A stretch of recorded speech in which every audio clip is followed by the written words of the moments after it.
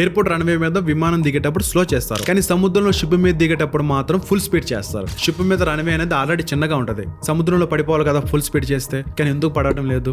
ఎందుకు నేను చెప్తా చూడండి. ఇప్పుడు ఏదైనా విమానం టేక్ ఆఫ్ అవ్వాలన్నా ల్యాండింగ్ అవ్వాలన్నా మినిమం 2000 ఫీట్స్ ఉన్న రన్వే కావాలి. షిప్ మీద 200 ఫీట్ రన్వే మాత్రమే ఉంటది, అందుకే ఆపడం కష్టం. కాబట్టి విమానం వెనకాల ఒక చిన్న హుక్ లాగా ఉంటది. ఇంకా షిప్ మీద ఏమో ఒక 3 స్టీల్ వైర్స్ ఉంటాయి అడ్డంగా. విమానం ఎప్పుడైతే కిందకి దిగుతుందో అడ్డంగా స్టీల్ 3 వైర్స్ లో ఏదో ఒక వైర్ అనేది హుక్ అయిపోతుంది. ఎప్పుడైతే హుక్ అవుతుందో విమానం వెనక్కి లాగుతుంది, అప్పుడు విమానం అనేది ఆగిపోతుంది.